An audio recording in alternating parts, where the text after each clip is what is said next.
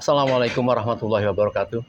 Saudara pejuang yang berbahagia di seluruh Indonesia, negeri kita masih terjadi sesuatu perbincangan yang mendalam, terutama masalah ijazah palsu. Dan saya bergembira kepada hari ini saya bertemu seorang tokoh muda yang kita kenal dengan topi merah. Siapa nama aslinya tidak perlu, yang penting beliau ini adalah sedang diburu sama banyak para aktivis tentang topi merah ini, karena kita lihat bahwa beliau mendukung atau membenarkan telitian-telitian dari para aktivis seperti Roy Suryo, Tifa, dan sebagainya mengenai ijazah palsu itu. Terutama terakhir kemarin mencuat lagi, yaitu ditemukannya atau mungkin dilihat oleh Mas Topi Merah ini tentang ada watermark yang lucu, yaitu gajah amat, gajah Adam gitu ya. Adam itu kan tentu kebalikan dari mada ya, jadi Adam. Nah, tetapi memang kita juga masih menebak apakah kalau memang itu ada dengan tulisan watermark itu memang merupakan kecerobohan dari ijazah yang diverifikasi oleh Mas Topi Merah ini, atau jangan-jangan nanti saat menjadi suatu jebakan. Ini ada sekelumit kecil yang mungkin nanti bisa dijelaskan. Tetapi yang jelas saya sangat berharap memberi gambaran yang lebih luas tentang ijazah itu dari Mas Topi Merah ini. Saya tentu tidak akan bertanya lebih dalam ya, karena saya bukan seorang yang ahli yang art question, orang yang banyak pintar bertanya apa, siapa, mengapa, dan bagaimana ya. Tapi saya lepas saja, semua orang anak muda terutama sangat penasaran sekali pada Mas Topi ini, gimana sih tentang ijazah itu. Oke. Mungkin sekelumit awal itu, silakan. Untuk awalnya sendiri ya Pak, dulu sekitar April ya kalau nggak salah ya. Iya, April. Yang Pak Rismond dan Pak Roy dan Bu Tifa itu mendatangi UGM. Saya agak tertarik di situ karena background dari pendidikan Pak Rismond terutama yang sedikit menyinggung dengan background pendidikan saya, yaitu terkait computer vision. Nah, setelah kasus itu meledak dan Pak Rismond juga mendemonstrasikan program-program Python yang memakai library computer vision, saya ikut mencobanya Pak. Saya ikut mengetesnya dan memverifikasi bahwa ya memang hasil dari Pak Rismond itu mirip dengan hasil yang saya teliti juga, dan objeknya tuh pun sama dari X-nya Dian Sandi gitu Pak. Jadi karena ijazah aslinya itu kita tidak bisa akses dan kita tidak mendapatkan informasi yang lebih lanjut terkait gambarnya, satu-satunya source adalah punyanya Dian Sandi Pak. Iya. Nah, dari situlah saya membuat konten di situ ya Pak. Nah, saya tidak tahu awalnya kan, tidak tahu bakal bisa meledak kayak gitu karena dulu saya masih sedikit subscribernya kayak gitu Pak. Tapi semua orang kan bertanya, Dian Sandi mengapa mengupload seperti itu? Apakah keteledoran atau itu memang disuruh oleh yang bersangkutan? Dalam hal ini adalah Jokowi itu yang menyuruh untuk di-try lah, siapa tahu rakyat mungkin mempercayai itu, seperti apa?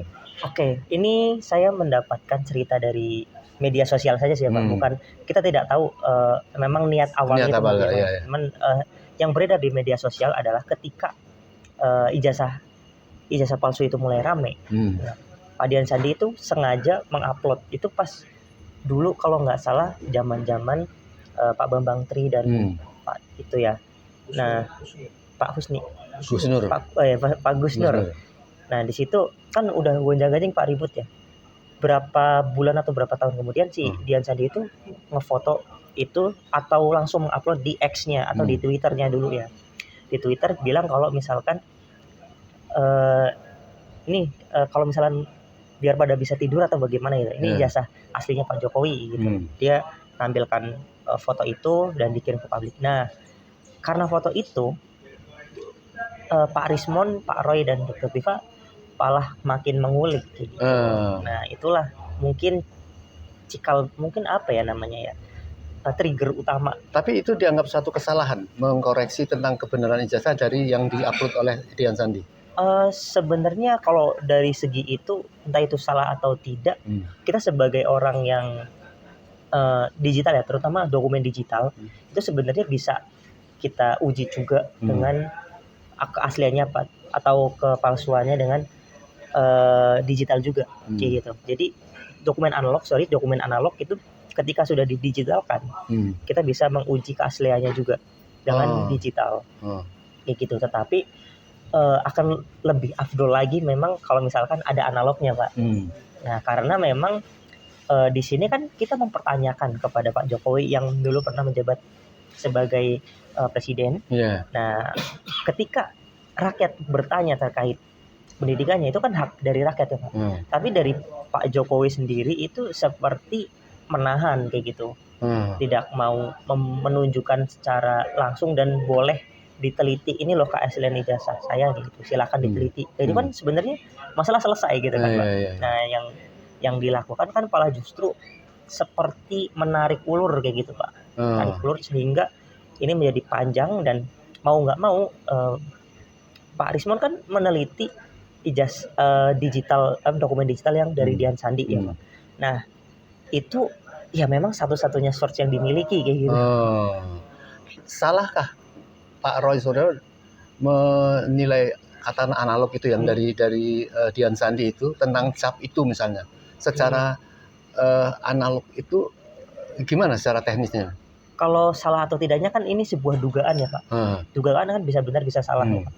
Nah, yang paling berpengaruh di sini adalah ketika dugaan itu yang dituduhkan kepada Pak Jokowi itu makin besar dan rakyat mulai mempertanyakan, tetapi malah responnya seperti ini kayak gitu.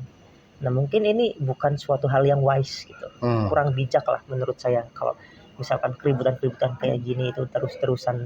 Tapi justru dukungan dari masyarakat luas itu adalah penilaian atau telitian secara saintifik oleh Suryo, Tifa, Rismon pada saat itu. Justru di situ kan yang benar, Pak. Nah, inilah yang salah satu trigger saya juga untuk meneliti. Karena Pak Roy dan Pak Rismon itu penelitiannya kan mirip dengan saya, gitu kan hasilnya ya, Pak. Nah, menurut saya mereka tidak salah, karena memang kita berhak gitu, Pak. Kita berhak menanyakan, dan ketika ada sebuah kejanggalan kan kita berhak untuk bersuara nih gitu, Pak. Itu juga hak, ini harusnya dilindungi oleh konstitusi kayak gitu, Pak. Itu saya lihat masyarakat itu merasa agak senang juga karena ada second opinion dari masyarakat itu, yaitu terutama misalnya dari Topi Merah. Nah, gimana penilaian Topi Merah terhadap penilaian dari masyarakat Suryo misalnya tentang cap itu, tentang secara teknis gimana? Untuk secara teknis, yang saya teliti itu lebih ke yang dilakukan oleh Pak Rismon. Jadi face recognizing, terus cap yang melintasi jas, sama yang ini jarak antar huruf itu bukan cuma di jas saja, tapi itu juga ada di ini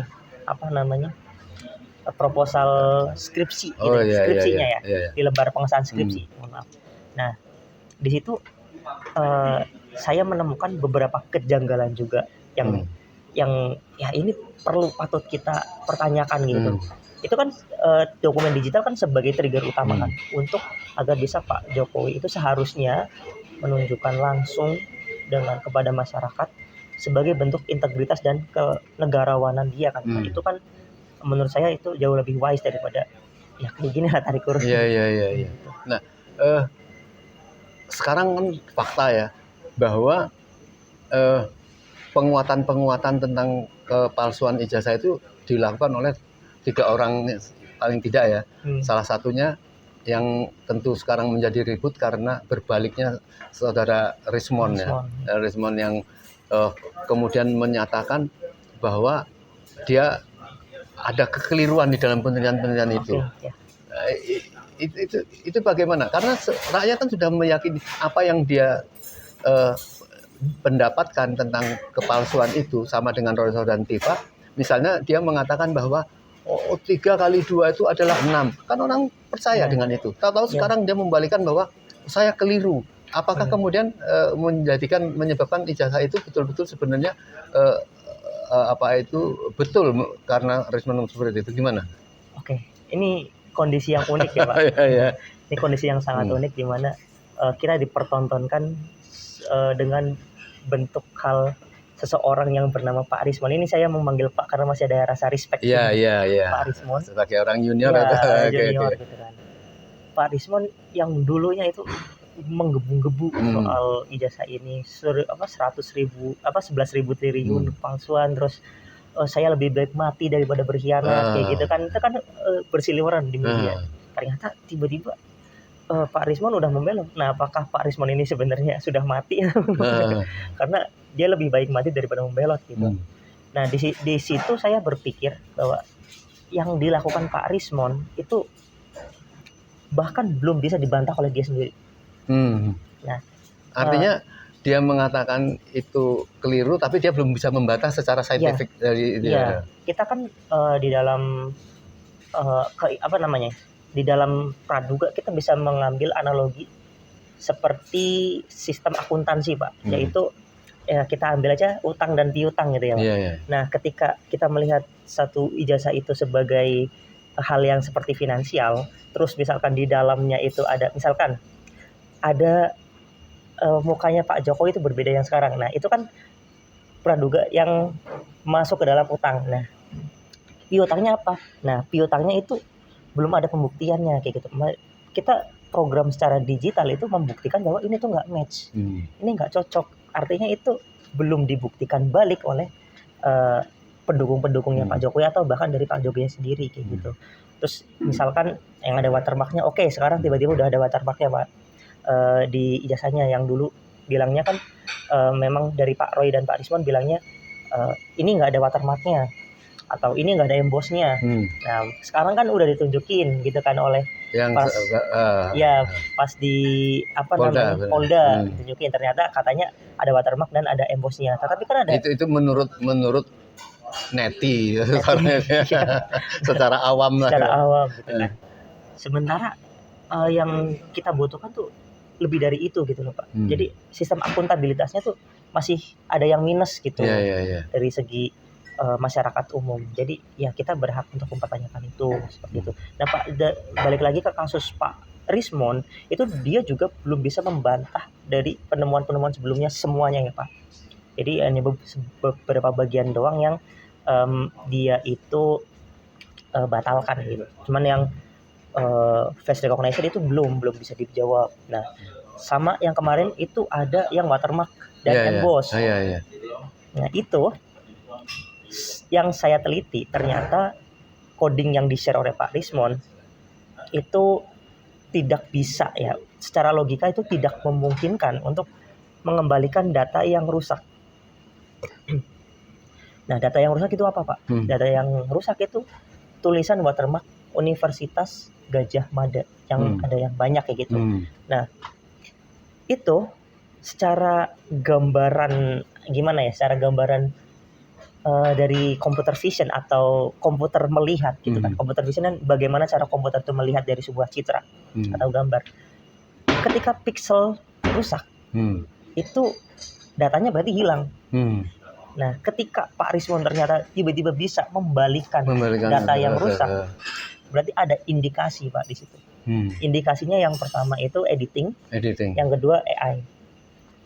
Nah, editing ini bisa berupa Photoshop atau masking dengan data yang sudah ada ditaruh di atasnya, terus mungkin di layer gitu. Itu editing itu dalam rangka untuk menunjukkan keaslian ijazah seolah-olah begitu ya. Mungkin itu salah satu escape plan dari Pak Rismond untuk escape plan itu artinya penghilangan jalan keluar dia karena untuk mengabulkan lari dari persoalan itu. Lari dari persoalan ini karena Pak Rismond sendiri ini kan kita sudah tahu kan dilaporkan atas dugaan pemalsuan ijazah Yamaguchi gitu. Mungkin dia sudah linglung di situ. Iya, karena nggak cuma Pak Rismond yang kena, itu keluarga-keluarganya juga yang terlibat. Katanya seperti itu. Tapi di sini saya lebih fokus ke pernyataan Pak Rismon yang bisa memunculkan watermark. Nah, itu sangat-sangat janggal di dunia digital computer vision gitu, Pak. Itu atas kesadaran dia atau memang didesak oleh pihak sana untuk supaya kamu harus membalas dosa supaya bisa jadi seperti itu ya, Pak. Kita kan nggak tahu itu apa yang terjadi di belakang layar gitu, Pak. Tapi konon seorang tokoh yang lain yang sudah mengawali dengan minta dibebaskan dari tersangka yang dituduh sudah melakukan RJ dan sebagainya itu, Bang Egis itu tetap menegaskan bahwa dia mengatakan itu tetap palsu. Saya ke sana tapi nggak ada hubungannya. Tapi kalau ijazah tetap palsu. Itu gimana? Kalau misalkan soal ini sebenarnya saya kurang begitu memahami ya bagaimana. Cuman kalau secara orang awam aja mungkin ketika RJ berarti kan ada satu transaksional di belakang gitu. Nah, saya itu nggak tahu, mungkin lebih ke bagaimana cara Pak Jokowi itu memisahkan sih, Pak. Jadi membagi-bagi, terus ada yang sudah berpisah, ada yang masih bertahan kayak gitu. Jadi ini strategi politiknya Pak Jokowi. Ya, yang lucu ini kan adalah seorang neti orangnya, Pak. Dia sampai seolah menangis. Oh iya, ternyata asik. Apa yang dimaksud dia itu? Nah, neti itu kan pengacaranya ya Pak, kalau nggak salah Pak. Iya, pengacaranya. Nah, beliau itu saat di Polda itu katanya tangannya memegang langsung embosnya, lalu melihat secara detail dan katanya nyerobot antrian. Nah, menurut saya itu klaim yang lucu aja sih. Kan ada dua hal. Satu, dia seolah betul-betul meraba, tetapi yang kedua keberkaitan dengan pengetahuannya tentang asli dan tidaknya. Nah, itu juga dipertanyakan. Mestinya kalau orang tahu kan dia tidak langsung mengatakan sampai nangis. Itu di mana kekeliruan atau kejanggalannya? Iya, kejanggalannya yang pertama tiba-tiba masuk terus menyimpulkan kalau itu asli. Kan kita tahu barang bukti itu yang pas lagi cerita dari Pak Roy itu kan orang yang di situ nggak boleh menyentuh karena dari pengacaranya Pak Jokowi itu bilang nanti rusak itu barang bukti kayak gitu ya. Nah, akhirnya cuman bisa pada melihat semua. Kalau misalnya tiba-tiba ada orang yang ngeklaim udah raba, itu kan berarti kan malah nantang hukum nih, nantang pengacaranya Pak Jokowi. Iya. Aneh juga. Nah, sekarang yang mereka mempunyai percaya diri bahwa nanti Pak Jokowi akan menunjukkan ijazah di persidangan itu masuknya ijazah yang dipertunjukkan kepada si neti itu atau ijazah baru yang dikhawatirkan ijazah baru yang sekarang ini sudah di-create berdasarkan apa yang diperdebatkan, misalnya ada watermark, ada emboss dan sebagainya, betul-betul dibuat. Apakah itu kemudian bisa kehilangan arah para peneliti ini untuk melawan bahwa itu ijazah dia memerlukan forensik ke tempat yang lain atau seperti apa? Nah, kalau soal itu sebenarnya lebih ke ini sih Pak, ketika kalau misalkan dokumen lama dan dokumen yang terbaru kan itu kan pasti ada bedanya ya Pak. Usia kertas, usia tinta. Itu kan termasuk yang di forensik ya harus dibantu. Iya, nanti forensik analog masuknya, bukan forensik digital lagi karena bentuknya sudah asli. Nah, makanya justru karena itulah kita seluruh bangsa rakyat Indonesia itu menantikan agar ada pembuktian itu seperti itu Pak. Entah itu barangnya masih sama atau enggak kan terserah, yang penting memang kertasnya, tintanya, terus laminatingnya dan foto Pak Jokowi sendiri. Jadi lebih adil memang tuntutan rakyat untuk tetap minta pembuktian apa yang dikatakan Jokowi ingin di pengadilan ya. Dari saya pribadi ya. Tapi kalau masyarakat lain sih mungkin lebih ke pragmatis ya. Yang penting ini benar asli apa enggak kayak gitu. Jadi tidak adil kalau kemudian nanti ada dari kejaksaan atau dari siapa supaya inilah dilakukan deponering misalnya diberhentikan itu sangat tidak menyelesaikan persoalan. Sangat tidak menyelesaikan. Kita masih mempertanyakan itu. Nah, pertanyaan-pertanyaan itu bakal terus ada pasti itu Pak. Kalaupun misalkan semuanya sudah dibungkam, itu kan jejak digital masih banyak Pak, dan di masa depan juga bakal akan bermasalah lagi ketika satu masalah yang belum selesai tetapi dipaksa selesai gitu. Satu hal yang sangat penting ya sebelum ini materi terakhir ini ya, saya yakin seorang atau teman-teman topi merah ya bukan hanya sekedar meneliti demi meneliti, tetapi sebenarnya juga mesti mempunyai menarik satu kesimpulan, mempunyai posisi tersendiri walaupun tidak ingin mengatakan secara vulgar. Ya, saya ingin ada clue lah sedikit dari supaya para tokoh ini juga agak lega lah, ada masukan-masukan ini. Gimana sih sebenarnya tentang ijazah ini? Kalau saya pribadi ya Pak, saya pribadi itu menganggap masih abu-abu. Saya nggak bisa ngatain itu asli atau palsu, karena yang kita balik lagi ini masih dokumen source dari Dian Sandi, belum yang asli. Jadi untuk mengatakan asli atau palsu kan lebih mendalam daripada sekedar digital ya Pak. Namun yang paling aneh dan paling janggal adalah perbedaan wajahnya Pak, dari yang ada di ijazah dan yang sekarang seperti itu Pak. Dari fotonya maksudnya? Iya, bisa jadi ijazah itu asli. Kita kan banyak membaca ya artikel-artikel bahwa itu tuh bukan Pak Jokowi asli. Nah, karena itulah saya sedikit banyaknya mempercayai itu. Tapi bukan sebagai landasan bahwa kalau itu memang beneran bukan Pak Jokowi, bukan. Saya lebih ke ada rasa-rasa oh iya ya beda kayak gitu. Kayak gitu Pak. Jadi untuk asli apa palsunya saya lebih ke abu-abu. Jadi ada kemungkinan dari katakanlah saya katakan gerombolan ya yang meng-create tentang ijazah ini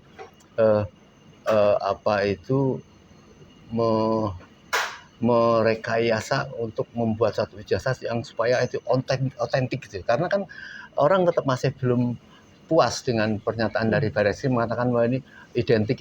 Kita kan dari bahasa kan tidak layak kan identik ini kan, yang dibutuhkan ada otentik yang betul-betul dari itu. Iya benar Pak. Ya itulah menurut saya kejanggalan yang lain Pak, karena akuntabilitas dari polisi juga perlu dipertanyakan karena itu data-data buktinya, terus kita kan menemukan beberapa kejanggalan dari bukti yang di-share juga kan sama dari mungkin transkrip nilainya yang nggak pakai ketikan dan lain-lainnya yang mungkin mereka ini nggak punya datanya kayak gitu, atau minimal ketika di press conference itu kan harusnya tampilkan ini barang yang jadi masalah seperti kayak senjata, kalau misalnya dibegal-begal kan senjatanya ditampilin. Gitu. Nah, kenapa itu cuman kayak di layar doang gitu kan aneh. Gitu. Ini hal yang mungkin sulit dijawab ya, tetapi percaya nggak sih bahwa dia ini sarjana gitu sebenarnya? Karena dilihat dari kapasitas atau cara bicaranya sebagai presiden, sebagai penyelesaian kasus-kasus secara keadilan, secara apa itu saintifik itu kayaknya kan orang ini ragu. Ada bahasa orang dari Gajah Mada yang tidak bisa bahasa Inggris sama sekali itu gimana kalian? Nah kalau itu mungkin lebih ke psikologis ya Pak. Jadi saya sebagai orang yang bergerak di bidang digital kurang bisa menjawab itu. Mungkin Dokter Tifa lebih cocok. Secara itu ya? Ya, secara keilmuan. Sebab Profesor Rias Rasyid itu mengatakan ini saya ragu dia ini karakter berpikirnya itu nggak kelihatan struktur berpikirnya dan omongannya juga nggak ada isinya dan sebagainya. Saya ragu. Nah sehingga dihubungkan dengan ijazah palsu itu semua rakyat juga yakin. Berkorelasi ya. Berkorelasi gitu. Akhirnya ya mau nggak mau berarti kan balik lagi ini sebenarnya adalah hak kita untuk bertanya Pak. Yang menjawab ya pastinya yang bersangkutan gitu, yang harusnya menjawab, bukan malah anak buahnya yang seperti militan ini kan jadi pusing ya ini buat bentrok ya, adu domba. Iya. Terakhir saya ingin mengulik ulang nih tentang omongan dari topi merah ini tentang masalah emboss watermark yang dikeliru. Kalau itu model print umum kan nggak mungkin ada keliru, tapi kok bisa ada ditemukan itu jebakan atau memang satu kecerobohan yang Allah menunjukkan ini loh, seperti apa? Kalau saya lebih ke netral, mungkin ada kan sekarang juga berkembang ya, ternyata di ijazah lain seperti itu Pak. Nah mungkin itu salah satu security point dari UGM untuk mengamankan watermark itu dan sengaja disalahkan, itu bisa jadi ya Pak, dalam sengaja disalahkan untuk keamanan kayak gitu.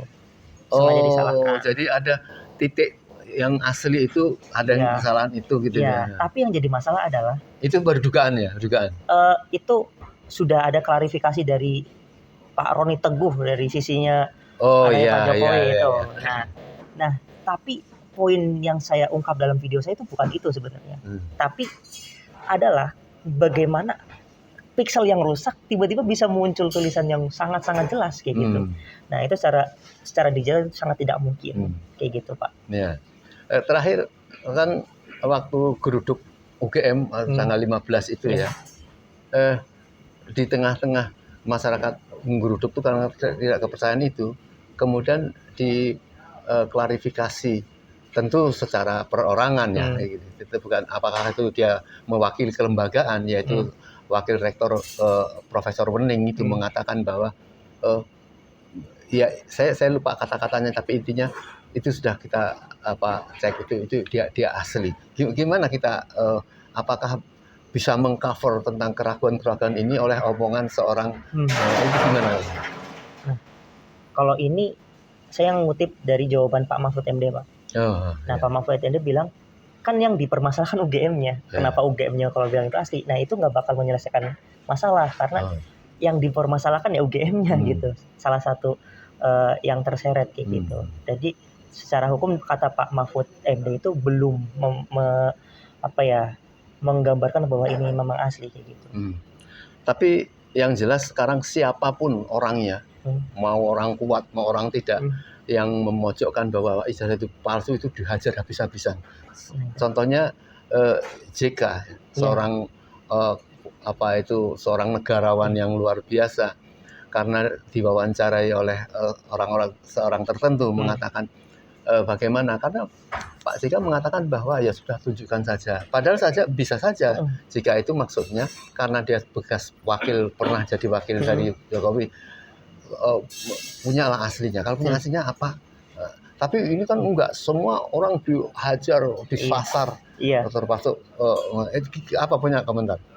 Nah itu balik lagi Pak, sangat tidak wise, sangat masalah yang sebenarnya sepele, kecil dan bisa diselesaikan dalam hitungan menit ya Pak. Itu malah jadi bola salju, snowball yang sangat besar, yang jadi masalah nasional gitu. Menurut saya ya itu kita bisa melihat sebagai bentuk anomali dari strategi politik Pak Jokowi mungkin ya, karena memang mungkin beliau ingin terus-terusan mempertahankan masalah ini dan eksistensinya. Kan katanya kalau bad news is a good news gitu. Nah, mungkin dipertahankan sampai ya beberapa tahun ke depan gitu, dan kita nggak tahu. Kan itu sangat merugikan kita sebagai bangsa Indonesia, karena kita dicibirkan kan oleh dunia luar, terutama Gadjah Mada ini termasuk kampus yang top lah di Indonesia ini. Kalau semudah itu bisa jadi di luar negeri orang-orang lulusan dari Indonesia udah nggak akan dipercaya. Maka diperlukan sekali orang-orang kayak orang-orang muda seperti yang di topi merah ini, bahwa kita tidak membackup tentang kesalahan-kesalahan langkah yang diambil oleh aparat apabila kemudian menyatakan atau termul-termul itu. Saya juga nggak ngerti, dia seolah punya keberanian luar biasa membela. Apakah dia tahu yakin bahwa itu ijazah itu asli atau tidak? Dari mana kita tidak boleh menunjukkan itu palsu dengan saintifik yang sangat rumit, sedangkan mereka mengatakan itu asli, dia tidak tahu keaslian tentang itu. Itu kan aneh juga kan. Jadi mereka membela sesuatu yang mereka juga nggak tahu itu. Cuman meyakini ya. Jadi, nah maka dari itulah keanehan-keanehan muncul terus.